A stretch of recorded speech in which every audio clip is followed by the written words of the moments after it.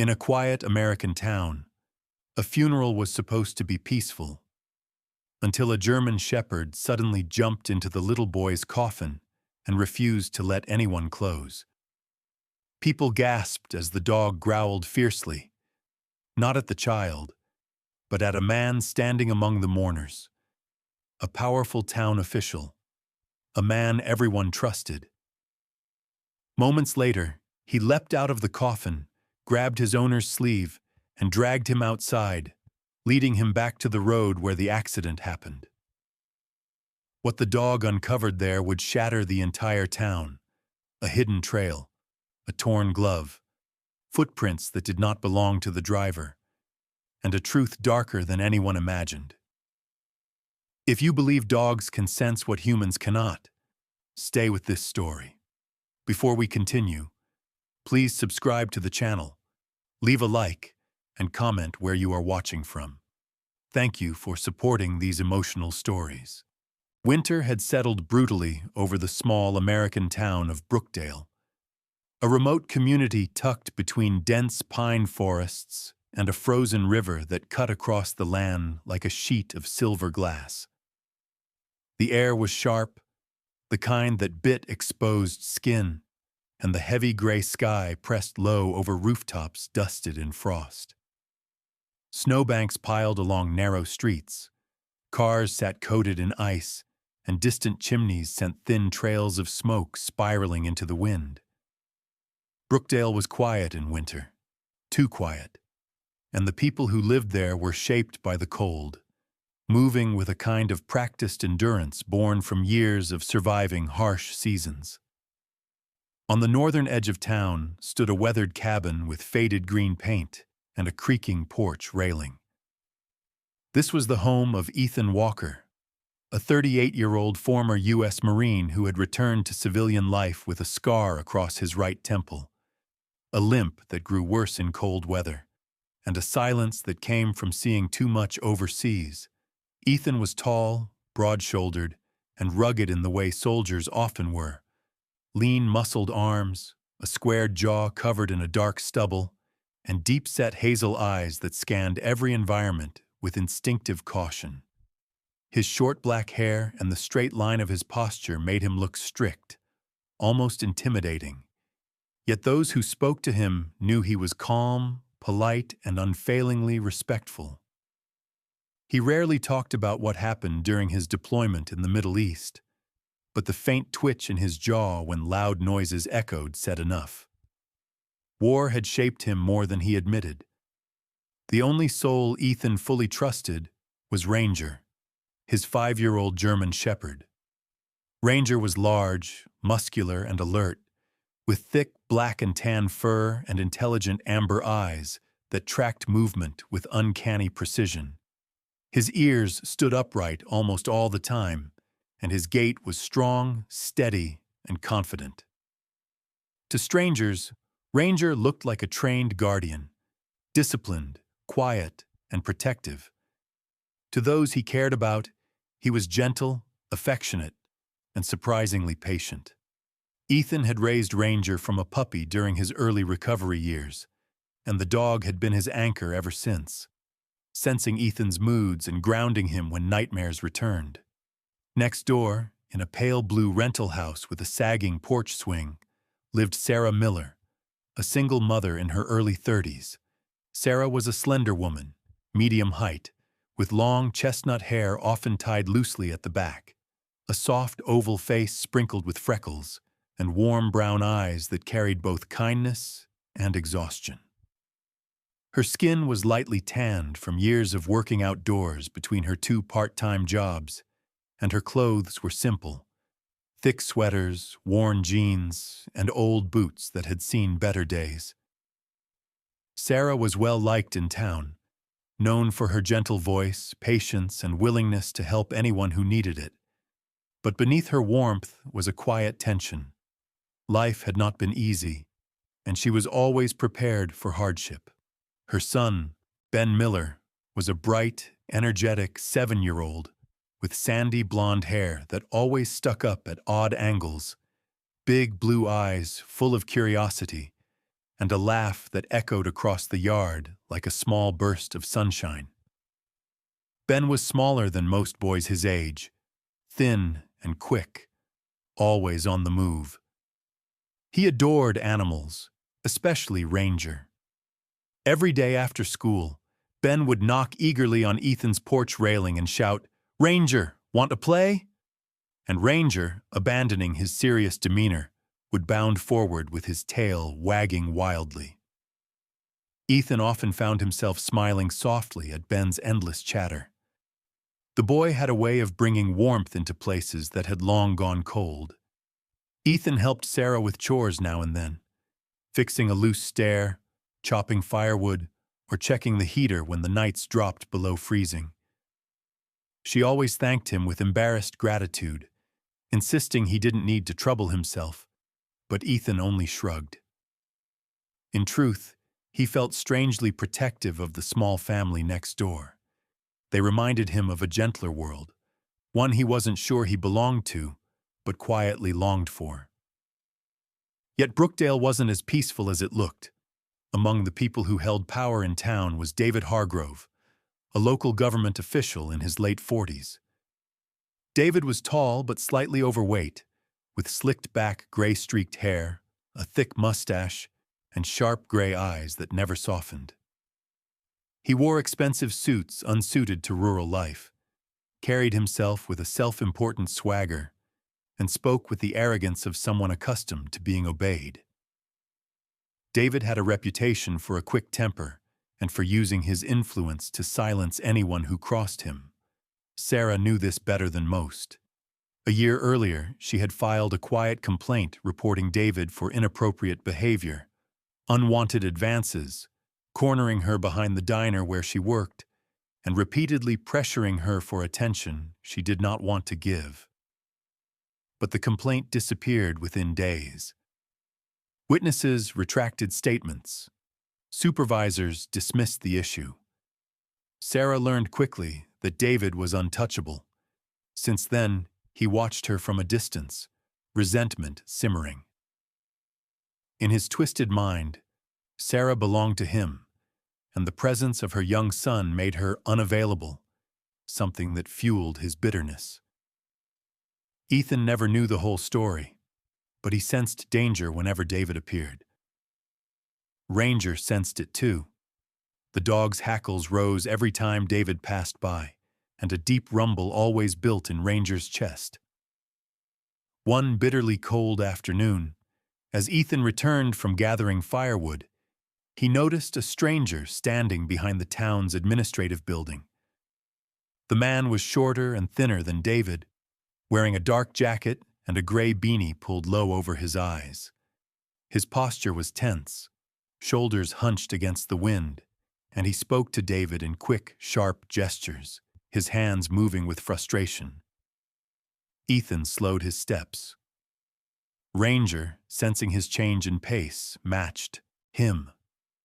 David pointed toward the northern street, the street where Ethan and Sarah lived. The stranger nodded stiffly, glancing nervously around as if he didn't want to be seen. His face was narrow, pale, with small, darting eyes and a thin, patchy beard that made him look unkempt. He appeared uncomfortable, agitated, and out of place in Brookdale.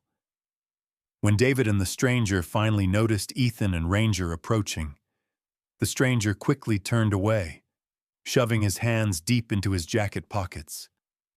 David straightened his posture, forced an artificial smile, and gave a curt nod as if nothing unusual had happened. But Ethan felt his instincts coil tightly in his chest. Ranger's ears flattened. A low growl vibrated from the dog's throat. Something was wrong, terribly wrong. And though Ethan didn't know it yet, that brief encounter behind the administrative building was the first warning that the quiet life he shared with Ranger and the fragile safety of Sarah and little Ben was about to shatter. The pale winter sun lingered low over Brookdale, casting long, cold shadows across the frozen streets as Ethan Walker stepped out of his cabin. The wind cut sharply against his face, carrying the dry scent of snow and pine as he made his way toward the general store to pick up a small package. It was a quick errand, one he planned to finish before Sarah began cooking dinner next door. Ranger had stayed behind, watching from the frosted cabin window with attentive amber eyes, ears pricked and alert as always. Ethan had been gone barely 15 minutes when a piercing scream erupted from the neighborhood. A sharp, frantic cry that sliced through the still air. His heart lurched. He recognized the voice. It was Sarah. He broke into a sprint immediately, boots slamming against the icy sidewalk as he raced back toward her street. A knot of dread twisted in his gut. Ranger's barking echoed faintly from the distance, confirming Ethan's worst fear. Something was wrong, terribly wrong. As Ethan rounded the corner, the world seemed to stop. Little Ben Miller lay sprawled in the middle of the road, motionless. His small body looked heartbreakingly fragile against the cold asphalt. His sandy blonde hair stuck to his forehead, damp from melting snow, and his blue winter jacket, one Sarah had carefully mended, was crumpled beneath him. His cheeks were ghostly pale, and his lips slightly parted, as if he had tried to cry out before falling silent. Standing near him was Mark Stevenson, a man Ethan knew only in passing. Mark was in his late 30s, thin and wiry with narrow shoulders and restless movements. His face was gaunt, the kind that hinted at years of poor sleep and bad habits, with a patchy dark beard that looked like it hadn't been properly trimmed in weeks. Mark's darting brown eyes flicked nervously between Ben and the approaching neighbors, and his breath came out fast and uneven. I didn't see him," Mark stammered, raising his trembling hands as if pleading innocence. "He ran out. I swear he ran out so fast I couldn't stop in time." Ethan's jaw clenched. He knelt beside Ben and pressed 2 fingers to the boy's neck. A pulse, weak but present. Relief washed through him, followed quickly by a surge of controlled panic. Ranger came sprinting down the street moments later, fur bristling. The German shepherd skidded to a stop beside Ethan, sniffing Ben urgently before shifting his attention to Mark. The reaction was immediate. Ranger's body stiffened, his ears flattened, and a low, dangerous growl vibrated deep in his chest. Ethan looked up sharply. "Back away from him, Mark." Mark stumbled backward, hands trembling harder. "It was an accident," he insisted, voice cracking. "He came out of nowhere." But Ethan wasn't convinced. His eyes scanned the scene. The angle of Ben's fall, the location of the tire marks, the position of Mark's car. Something was off.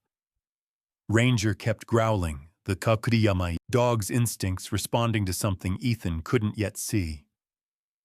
Within minutes, police cars arrived, faster than any response Ethan had witnessed in town. Their sirens weren't even fully off when officers flooded the area, almost as if they had been nearby waiting. The first officer to step out was Officer Randall Briggs, a heavy-set man in his late 40s with a thick torso and a square, ruddy face. Randall had short, graying hair and a trimmed salt and pepper beard that framed his jaw. His blue eyes, usually friendly in town gatherings, now held a strange tightness, like he already knew what conclusion he was expected to reach. Randall had a reputation for being obedient to the chain of command, especially when dealing with higher-ups like David Hargrove. Randall crouched beside Ethan. "Step back, Ethan. Let us handle this." Ethan rose slowly, but kept his eyes locked on Mark, who looked like he might collapse from fear or guilt. "What happened?"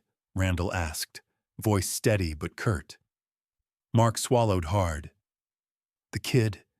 He ran into the street. I swear I didn't see him." But Ethan noticed something Randall didn't seem interested in. The tire marks were too short for a sudden brake. The angle of the car didn't match Mark's story, and Ben was positioned as if he had been hit from the side, not from the front.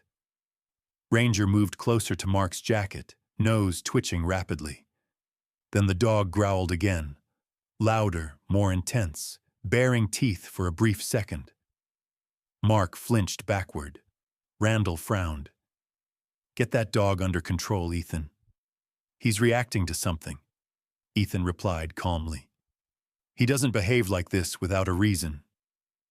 But Randall stood, brushing snow off his knees, and announced to the gathering crowd, "This looks like a tragic accident. We'll get the boy to the hospital and document the scene." Too fast, Ethan thought. Too rehearsed. As the ambulance pulled away with Ben inside, Ethan noticed Mark refusing to meet his gaze. Fear radiated from him, but it didn't feel like fear of an accident. It felt like fear of being caught. By evening, the police had closed the file, officially labeling the event as accidental. Ethan watched from his porch, frustration burning in his chest. Ranger paced beside him, restless, growling every time Mark's name was mentioned. Later that night, as Ethan took Ranger out for a final walk, he spotted two figures in the dim streetlight at the far end of the road. Mark Stevenson, and standing close beside him, speaking in a low, commanding voice, David Hargrove. David's large frame cast a long shadow, and Mark stood hunched, nodding anxiously. But when they noticed Ethan and Ranger watching, both men abruptly stepped apart and moved in opposite directions. Ethan felt Ranger tense beside him. Something was very wrong. The day of Ben Miller's funeral arrived beneath a sky as heavy and colorless as wet concrete. A thin layer of snow coated the church steps, crunching softly beneath the shoes of mourners as they filed quietly inside.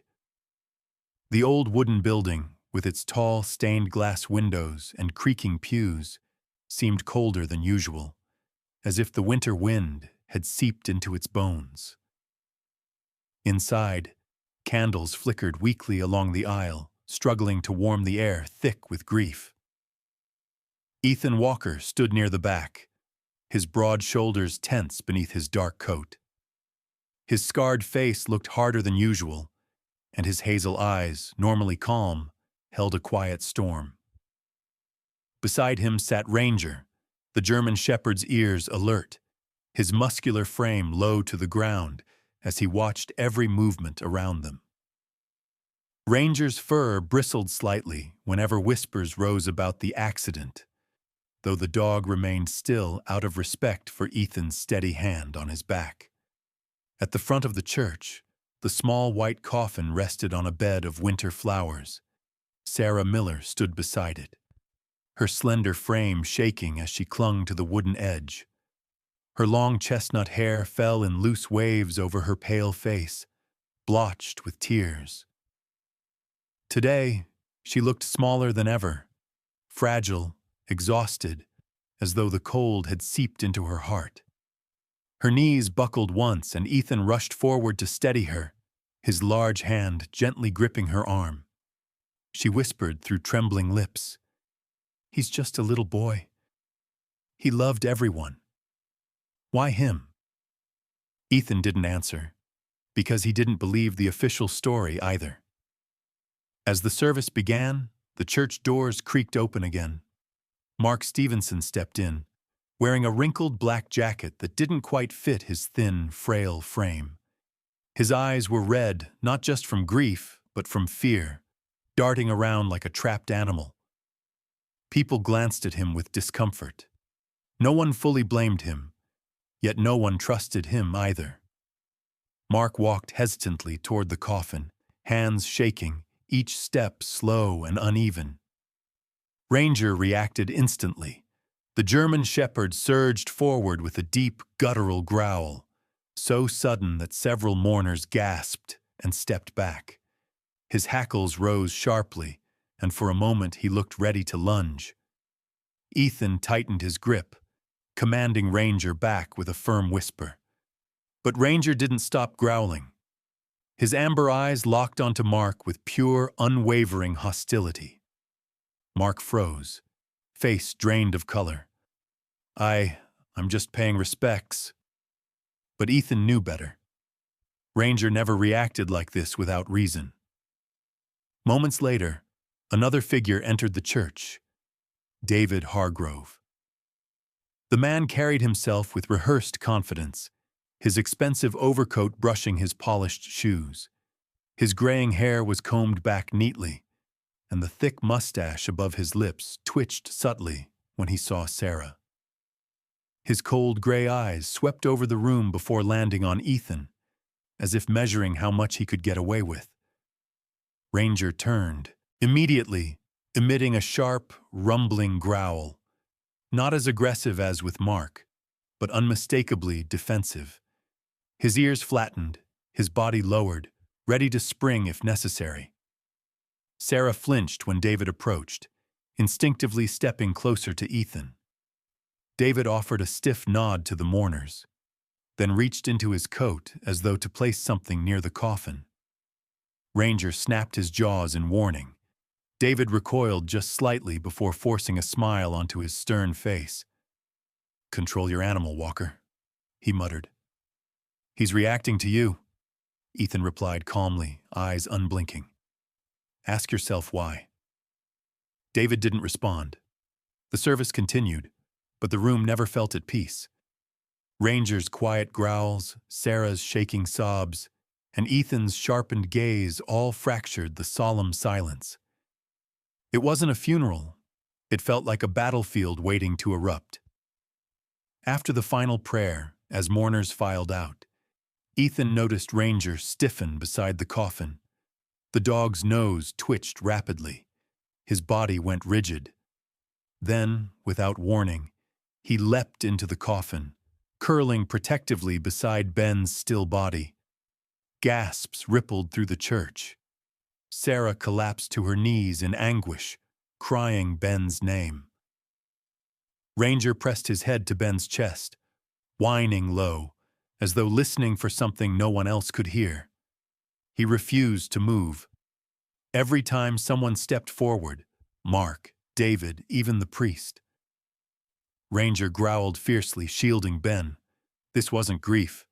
Ranger was trying to warn them.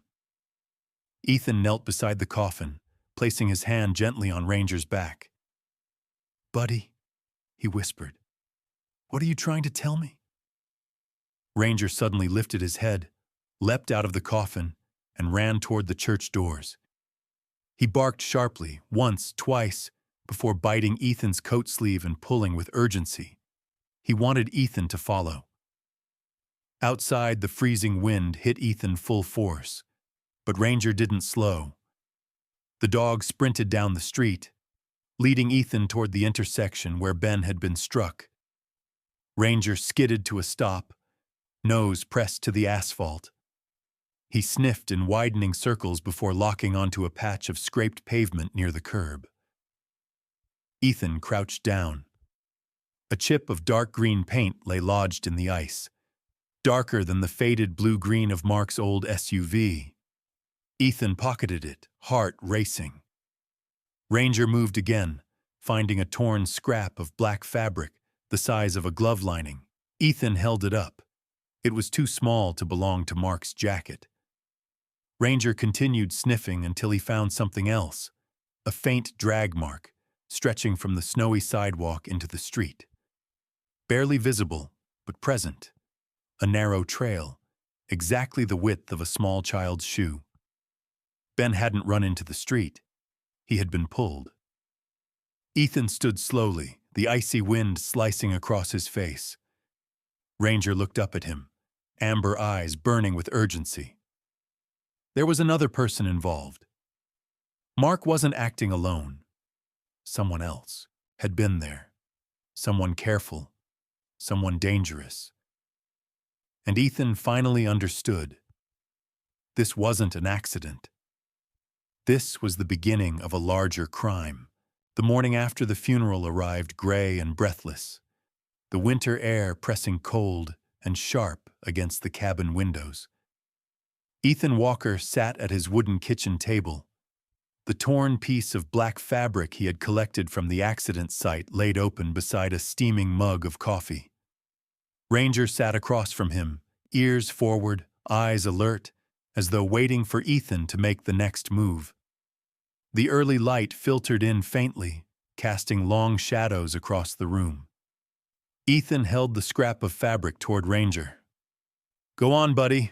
One more time." Ranger leaned forward, sniffing deeply. The reaction came instantly. Instead of the aggressive growl Ranger had released at Mark's jacket, the German shepherd stiffened, ears flattening slightly as his amber eyes narrowed. It wasn't hostility. It was recognition, wariness, distrust. Exactly the same reaction Ranger had shown inside the church the moment David Hargrove stepped through the doors. Ethan felt a cold jolt pass through him. He rubbed the fabric between his fingers. It felt synthetic, part of a glove or lining, but expensive. Nothing like the cheap, worn clothing Mark Stevenson usually wore. "Not Mark," Ethan murmured. Someone else touched Ben. And Ranger was telling him exactly who. David Hargrove. The thought settled heavy in Ethan's chest. As a former Marine, he had learned to trust patterns, signs, inconsistencies, the details that didn't lie. Ranger's instincts had saved Ethan more than once overseas. If the dog recognized David's scent, then something was deeply wrong. By late afternoon, Ethan positioned himself behind the wheel of his old pickup truck, parked on a side road near the administrative building. From this vantage point, he had a clear view of the private parking lot. Ranger sat upright beside him, posture straight, eyes fixed forward. Ethan watched for hours until finally David appeared, striding across the icy pavement. David Hargrove, tall and broad, dressed in a heavy wool coat and leather gloves, wore the same arrogant confidence he displayed everywhere he went.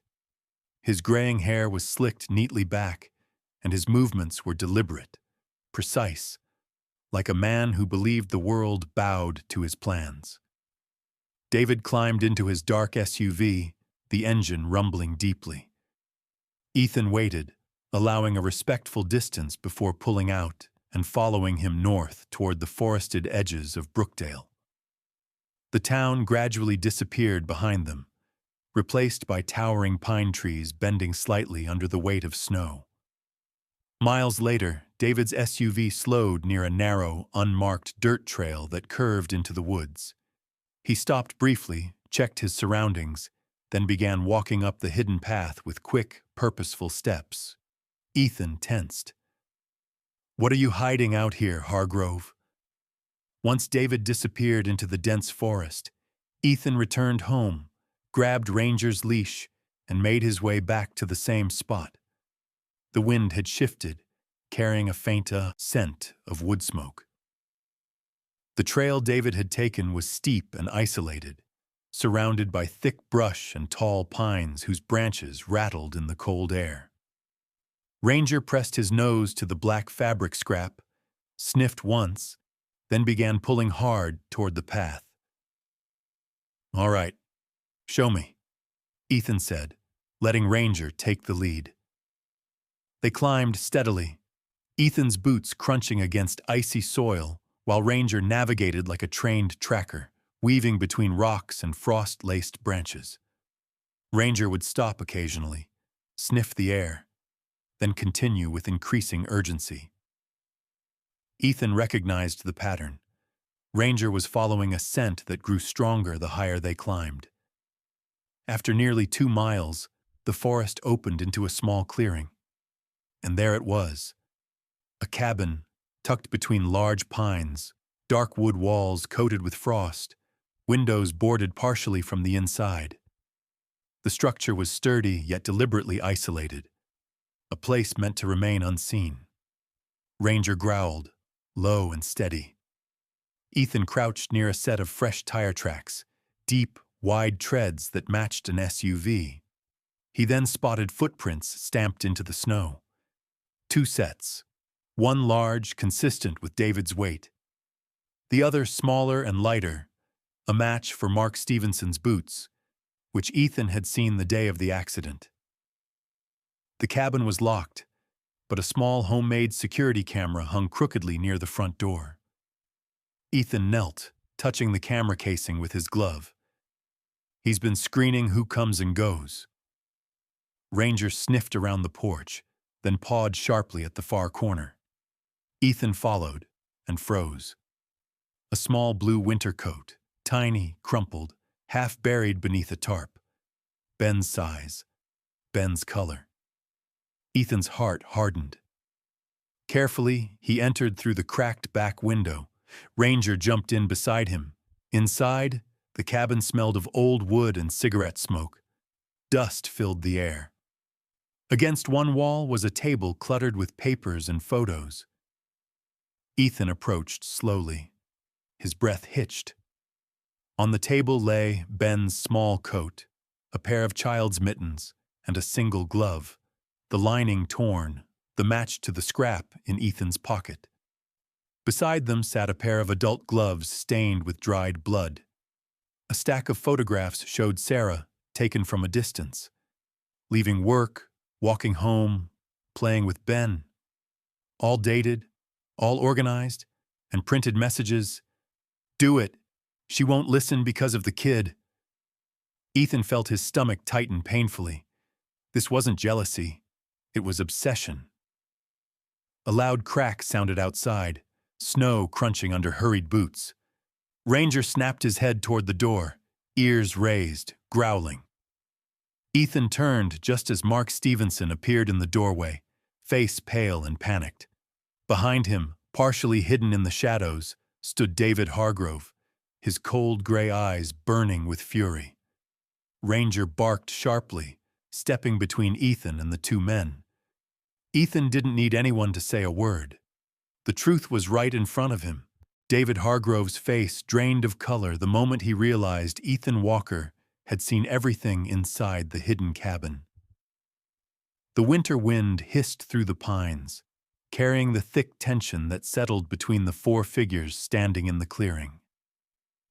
David's usually confident posture crumbled. His broad shoulders tightened. His gray eyes flickered with unmistakable fear, and the tight line of his mustache twitched uncontrollably. "You weren't supposed to find this," David snarled, his breathing shallow. His expensive wool coat rustled as he jabbed a shaking finger toward Ethan. If the boy had disappeared, Sarah would finally have listened. She would have come to me. Mark Stevenson stood in front of him, trembling so violently that his thin frame shook beneath his oversized jacket. His patchy beard quivered as he lifted his hands defensively. "I didn't know it would go this far," he cried.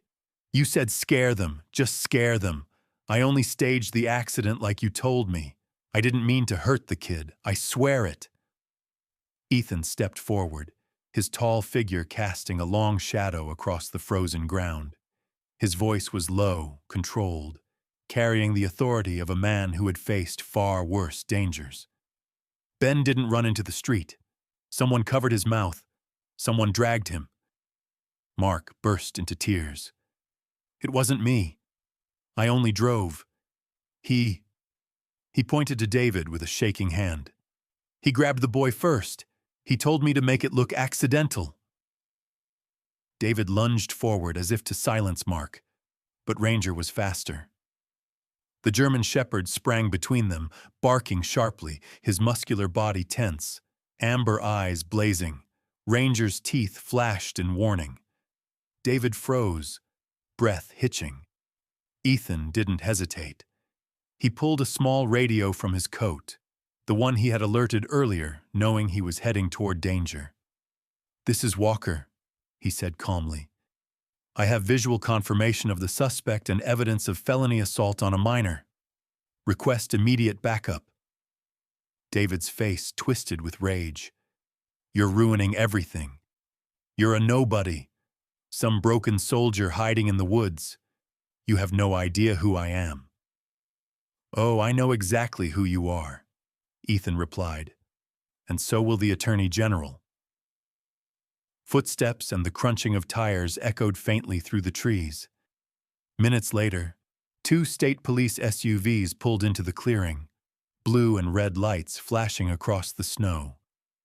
Leading the group was Detective Laura Ramirez, a stern woman in her early 40s with jet-black hair tied into a tight bun. Her face carried sharp, defined angles, and her dark eyes reflected an intelligence sharpened by years of criminal investigation. She wore a thick navy jacket with a badge pinned over her heart, and her voice was cool but commanding as she approached. "What's the situation?" she asked Ethan, scanning the scene with professional precision. "David Hargrove and Mark Stevenson," Ethan replied. "Hargrove orchestrated the attack on Ben Miller. Stevenson carried out the staged collision." Ramirez nodded sharply. "Officers, take them." Two uniformed state troopers moved in. One grabbed Mark, who didn't resist, collapsing into their arms with exhausted relief. The other reached for David, who fought violently, shouting curses and threats about influence, reputation, and power. But Ranger lunged again, teeth bared, forcing David to retreat just enough for the officers to restrain him. "You'll regret this!" David screamed as they cuffed him. "All of you!" Detective Ramirez glanced at Ranger. "That's one hell of a dog you've got." Ethan rested a hand on Ranger's back. He saved the boy's life. Hours later, as Ethan finished giving his statement, his phone buzzed. The number belonged to the hospital. His heart tightened. A nurse's shaky voice came through. "Mr. Walker, Ben Miller just moved his fingers." Ethan froze. "Say that again?" "We were preparing for the final transfer," the nurse continued, "and one of the attendants noticed his hand twitch. He's showing signs of shallow breathing. We're stabilizing him now. He's alive." Ethan's breath left his lungs in a stunned rush. He rushed to the hospital, Ranger trotting close behind. When they stepped into the pediatric room, Sarah was already there, her hands covering her mouth, tears streaming down her cheeks. Her chestnut hair fell messily around her shoulders, and her usually soft brown eyes were wide with shock and desperate hope. On the bed lay Ben, fragile, pale, but breathing. A doctor stood beside him, a middle-aged man with silver hair and deep crow's feet around his eyes. His name tag read, Dr. Henry Locke. His voice was steady but amazed. He entered a deep hypoxic coma. His body mimicked death, but he never fully crossed over. What's remarkable is his body temperature. It never dropped as low as expected. Sarah looked from the doctor to Ethan. How is that possible? Ethan glanced at Ranger. The German shepherd slowly approached the bed and rested his head carefully on Ben's small hand.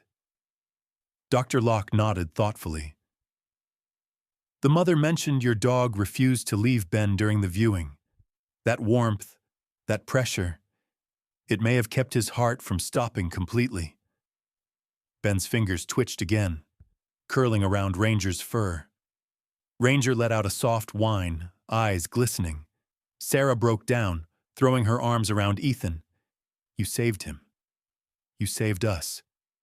Ethan gently returned the embrace, his voice quiet. Ranger did. He knew. In the weeks that followed, David Hargrove faced trial and received a long prison sentence. Mark Stevenson cooperated fully and was charged accordingly. Brookdale's townspeople hailed Ranger as a hero, children bringing him treats and adults patting his head with gratitude. Ethan, once the quiet veteran living alone, became the unofficial protector of Sarah and Ben. They visited often, and Ranger never left Ben's side. For the first time in years, Ethan felt something unfamiliar, a sense of belonging, of purpose, and the quiet promise of a new life built from the ashes of something terrible. And Ranger, the loyal guardian who had sensed the truth from the beginning, became the symbol of hope for an entire town. Sometimes in life, miracles don't come with shining lights or angelic voices from the sky. Sometimes, they come in the shape of a loyal dog, a quiet veteran, and a love so pure that even death couldn't fully claim a child's last breath. Ben's story is a reminder that in our darkest moments, God still works in ways we cannot see. He works through people, through courage, through loyalty, through the simple but powerful bond between a boy and his dog. Many will say it was medicine, some will say it was luck. But those of us who believe know this one truth. When God chooses to send a miracle, He often sends it through the hearts that love the most. Ranger refusing to leave Ben's side was no coincidence. Ethan risking everything to uncover the truth wasn't an accident. And Ben's tiny hand moving again, that was grace. A gentle touch from above. And maybe, just maybe, God is reminding all of us that even when the world is cruel, when evil hides in the shadows, when innocence is threatened, goodness can still rise, hope can still return, and miracles can still happen. If you're watching this today, I pray that God protects your family, your children, and everyone you love. May He guide you through every storm, and may He send you your own Ranger, someone who stands beside you when you need it most. Before you go, I want to ask you from the bottom of my heart, if this story touched you, if you believe in miracles, if you believe in God's protection, please like this video, comment, God bless, or share where you're watching from, and subscribe to the channel. Your support helps these stories reach more people who need hope today, and may God bless every single one of you watching. May His angels walk with you. May His grace cover your home.